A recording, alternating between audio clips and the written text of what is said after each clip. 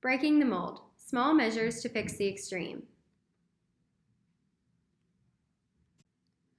What is our motivational underpinning in measuring poverty? Two simple words: people matter. What is poverty? Poverty is a combination of the deprivation of resources, income, and capabilities. In order to understand how we measure poverty, we need to first understand the different ways to look at it. We'll first look at absolute poverty. Absolute poverty defines a truly basic needs standard including food, clothes, shelter, and utilities, and remains constant through time. For example, a family is considered poor if they fall beneath the poverty threshold for a family of that size and composition. The pros behind absolute measurements of poverty are that it is easy to understand just by looking at the data. The cons are steeper, however. Because the absolute measure is unchanging, it doesn't account for the change in the standard of living. The perception of poverty won't change along with it, thus causing more people to fall below the line. Relative poverty is different than this. The relative measurement of poverty defines poverty as a condition of comparative disadvantage. In this way, it refers to an evolving standard of living. Poverty is relative to the existing level of economic, social, and cultural development. Relative poverty focuses on the ability to participate in society. While we do see the light and dark of both measurements, we believe that neither relative nor absolute poverty are strong enough to stand on their own, but together we believe that they will have a stronger effect on the ways in which we view poverty. The quasi-relative measurement is both ideas mixed. We agree with this method because while absolute poverty tends to be more responsive to economic growth and relative poverty is more responsive to income equality, we want to include both elements. Currently, the measurement used is an absolute method. It is named the OPM. What is the OPM? The current official poverty measure was developed in the early 1960s. This measure consists of a set of thresholds for families of different sizes and compositions that are compared to before-tax cash income to determine a family's poverty status. At the time they were developed, the official poverty thresholds represented the cost of a minimum diet multiplied by 3. There are problems with the OPM. The first one is that it does not reflect the effects of key government policies that alter the disposable income available to families. Examples of this would include payroll taxes and SNAP. The second problem is that the current poverty thresholds do not adjust for standards of living. The third is that it does not take into account variation in expenses that are necessary to hold a job and earn an income. Examples of this would include transportation and childcare. Fourth, it does not take into account variation in medical costs. Fifth is that it uses family size adjustments that are anomalous and do not take into account important changes in family situations. Lastly, it does not adjust for geographic differences in prices across the nation. The OPM is a seemingly absolute way of measuring poverty, as it doesn't account for many changes. The next way of measuring poverty leans more towards relative measurement. This is called the SPM. What is the SPM?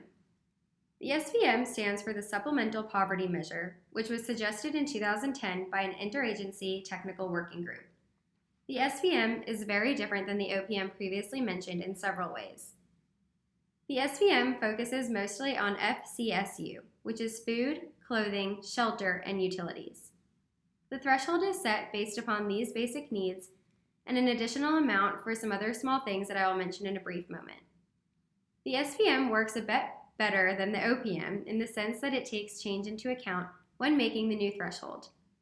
It changes with the cost of living, which is very important because this changes all the time.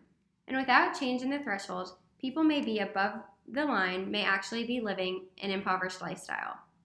The SPM measures a family's resources, starting with cash income. It then adds in-kind benefits. In-kind benefits are benefits that allow people to buy basic and necessary goods. Some examples are SNAP, emergency assistance such as LIHEAP, and subsidized housing. While this is added to the income, non-discretionary expenses are subtracted from the income, such as work-related childcare, work-related transportation, medical out-of-pocket expenses, and taxes. Lastly, the OPM only demonstrates pooled resources as coming from families of marriage.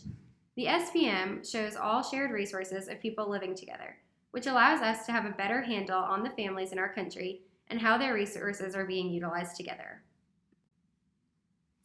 While we believe the SPM is a better measure of poverty in the United States, than the OPM for reasons mentioned earlier, we do not believe that this measurement has a leg to stand on its own.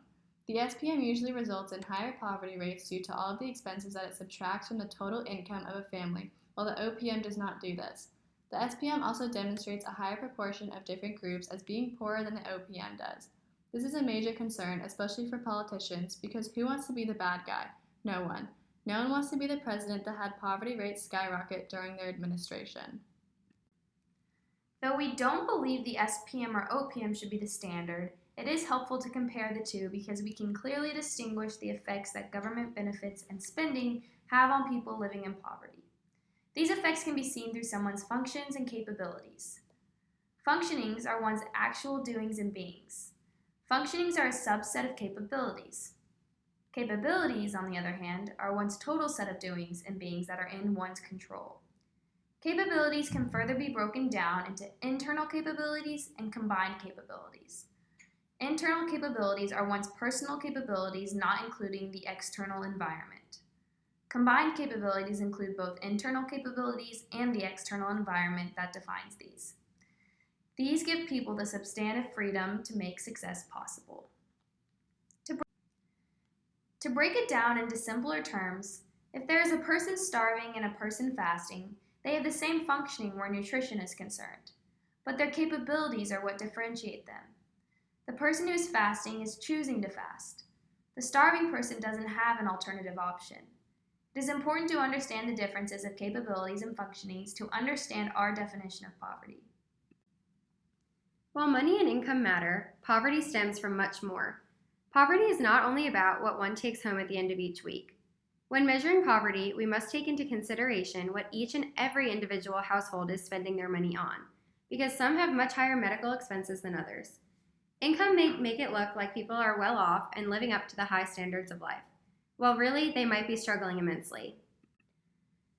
For instance, Amartya Sen describes a situation where this is the case. He compares two people. Let's call them Bob and George for now. Bob has a higher income than George does, simply because Bob has a higher paying job. So, on paper, yes, Bob is doing better off than George.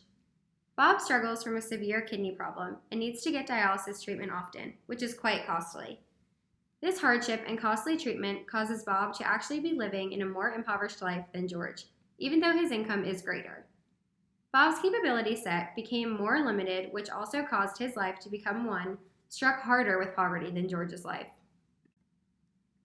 Different philosophers argue the different ways to define poverty. There are arguments from all different angles on the way in which poverty should be measured.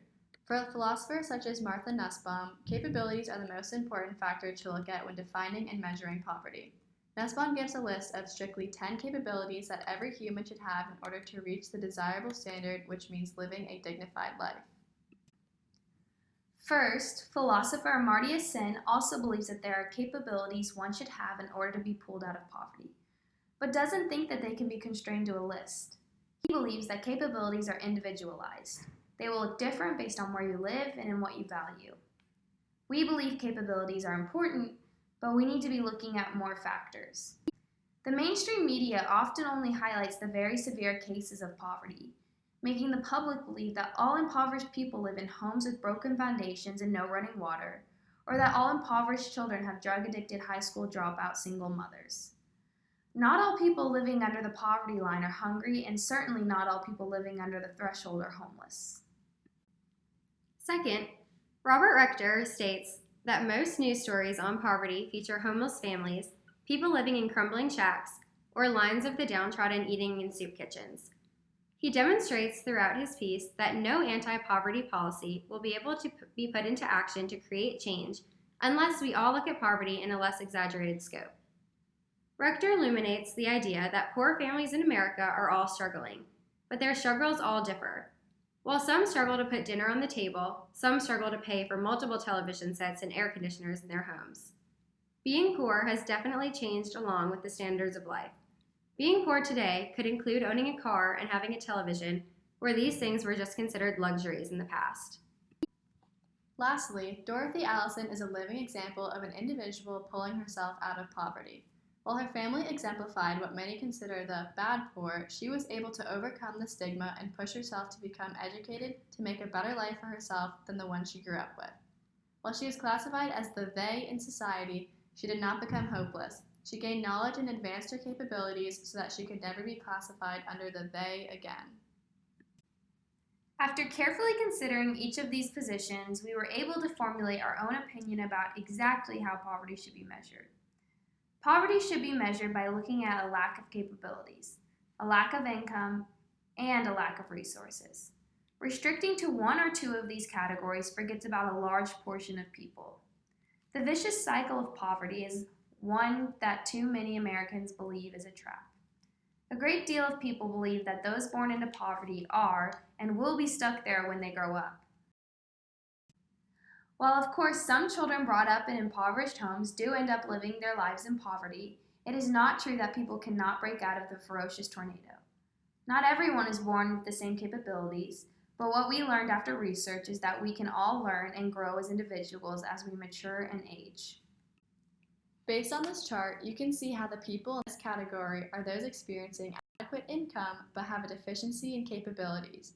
Some may argue that these people are experiencing poverty, but we disagree. For example, this person could be a female in a very wealthy and powerful family, but does not have the ability to vote in her country. While yes, she is facing a hardship that should not be ignored, we shouldn't attribute it to poverty. The next problematic area is people that have sufficient capabilities but lack the proper income. If one has the potential to pull themselves out of an income deficit based upon the capabilities they possess, they should do so. At this point, it is not the government's responsibility to ensure income stability. It is the individual's. Lastly, if one has both adequate income and ample capabilities but lacks resources, they do not qualify as impoverished. If they are fully able to purchase the resources deemed necessary and are choosing not to, that is a freedom they are choosing to exercise. Defining personal choice as poverty normalizes the issue and makes it extremely difficult to measure and solve. To physically measure poverty, we would still take the measurements used by the OPM and SPM, but somehow average their data to create a representation of both measures. To measure capabilities, we would look at aspects in one's life such as education level, literacy rates, test scores, etc. Regarding resources, we would look at both the consumption of one's family and analyze their resource needs. Our way of measuring poverty is not anything new, but rather a combination of various methods already being used. While we understand that even while talking about human life, there are and always will be trade-offs. Many have to make tragic choices each and every single day. Some being whether to work or stay at home and care for their children, and some being whether or not to allow one's child to go to school because of the dangerous conditions that might be in their neighborhood. We are not arguing that this does not play a factor in poverty, and we do realize that this is a major issue that needs to be addressed. An effective measurement of poverty isn't easy to measure, and if it were easy and effective, there would be no argument. However, easy is not always right, and if we truly value human dignity, we should be willing to take the complicated steps to formulate a prosperous solution. Let's recap. We stand behind the quasi-relative measurement of poverty because of its combination of looking at both comparative disadvantage and also basic needs standards.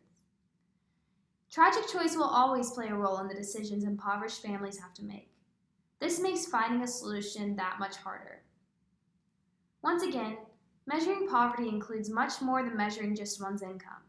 We must also look at the overlap between capabilities, resources, and income. It is in this direct overlap where those who lack these three aspects are considered to be impoverished. We are all in to fix poverty in the United States.